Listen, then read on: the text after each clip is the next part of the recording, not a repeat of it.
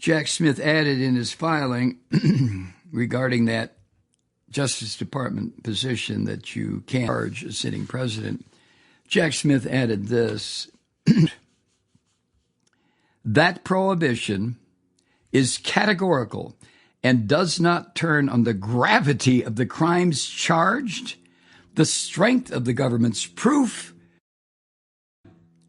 or the merits of the prosecution, which the government stands fully behind, end quote. So there's Jack Smith, somebody who has prosecuted war criminals, mass killers. And because of the way our system is set up, this filthy son of a bitch, Donald Trump, manages once again, as during his entire useless fucking life, he commits his crimes and gives the middle finger to the justice system. Fuck you. I got the Supreme Court. I got the federal judiciary. I got the press. I got the dumbasses in the Republican Party. You're not going to touch me.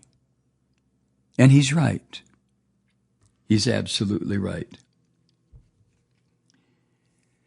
And we knew, didn't we? We knew this was going to happen back in July when the Supreme Court ruled that Trump was immune from prosecution if the crimes he committed were in the process of fulfilling his duties as president. What in the actual fuck does that mean? Well, it meant something very important to Trump's lawyers and Trump and to the 6 members of the Supreme Court who agreed with this shit. But then a new federal grand jury indicted Trump again on the same 4 charges in August. And that indictment said that Trump's lies about mass voter fraud during the 2020 election, those lies were unsupported, objectively unreasonable, and ever-changing, and that Trump knew they were false.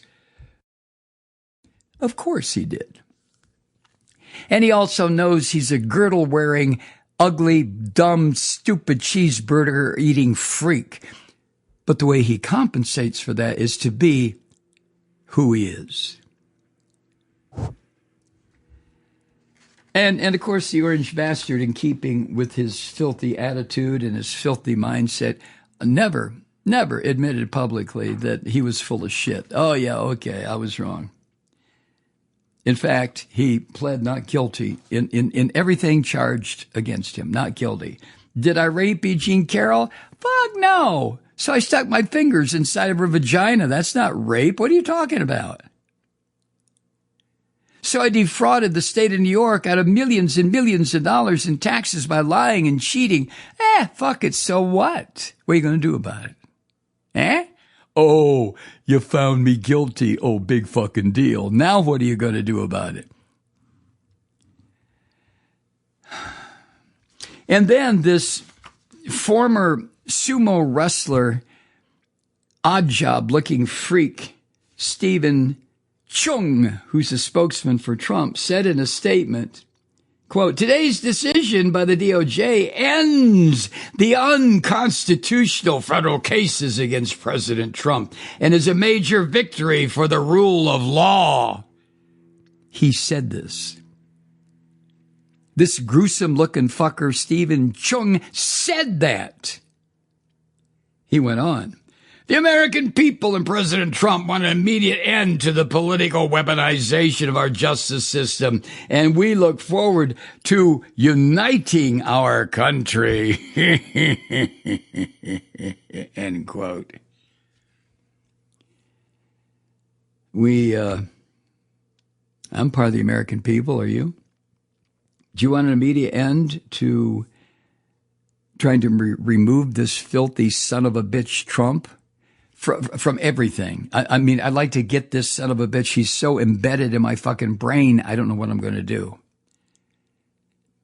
But wouldn't it be great to have this rat bastard just, disappear? Huh?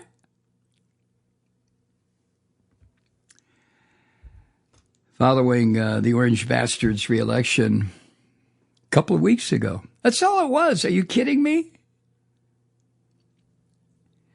The special counsel's office, Jack Smith's office, was stuck between what Smith's team wrote were, quote, two fundamental and compelling national interests. On the one hand, it went on, the statement, the Constitution's requirements that the president must not be unduly encumbered in fulfilling his weighty responsibilities, and on the other hand, the nation's commitment to the rule of law and the long-standing principle that no man in the country is so high that he's above the law, end quote. Oh, well, gee. We're very clear on what Jack Smith decided. We're very clear on what you decided. We're very clear on what I decided. What millions of us decided, that this orange son of a bitch belongs in prison. And now the only hope I maintain is that the fucker croaks while he's in office. No, seriously, I mean it. I mean it. Now, what kind of damage could J.D. Vance do? I don't know. If Trump dies, there'll probably be a scramble among all these Nazis in his inner circle to, do what? Declare martial law. No, I'm going to be president. No, I am. I'm the leader. I'm Musk. I'm from South Africa. No. Me. Now, in addition to filing the motion to dismiss everything, Smith and his team are going to resign, according to NBC News, before the orange filth takes office. And regulations in the Justice Department for special counsels require Jack Smith to file a report to the Attorney General explaining his charging decisions. Why did he charge Trump with the crimes, the 4 felonies with which Trump was charged? So he's got to write that, Jack Smith does, write it all out and give it to Merrick Garland, that useless fucker. And a number of these January 6 criminals, the ones who tried to overthrow the government, have told judges right before their sentencing, oh, well, we were gullible enough to fall for Trump's bullshit. And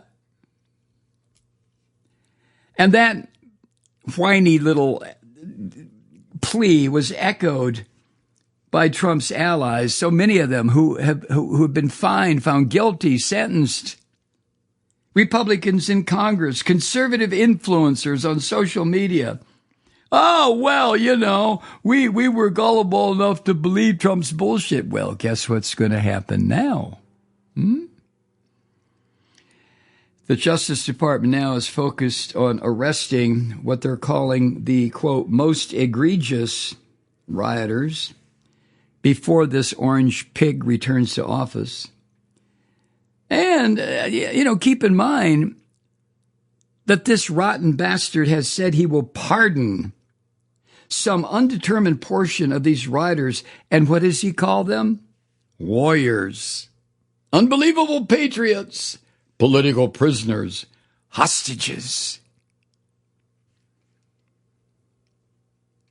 And then there's this. This orange bastard will probably, if he follows tradition, walk through the lower west tunnel in the Capitol building. And that's the place where some of the worst violence on January 6th took place. And he'll walk through that tunnel to be sworn in as president on January 20th, unless something happens to prevent that. Unless something happens to prevent that. Hi, Truth Seekers. Mike Malloy here. The Progressive Voices Network brings you commercial-free commentary from today's leading progressive radio hosts and pundits, like me, Mike Malloy, 24 hours a day. I'm not your typical old guy from the 80s or the 90s talk radio host, and Progressive Voices is not your typical talk radio network. It's a listener-supported nonprofit with no corporate control whatsoever over our broadcast. So hosts like me, Mike Malloy, are free to rant and scream and carry on about whatever we like. We're often controversial but we're never boring. Weeknights, 9 p.m. in the East, 6 p.m. in the West on the Progressive Voices Network. Always progressive, always on. I'm Mike Malloy. Keep it lit.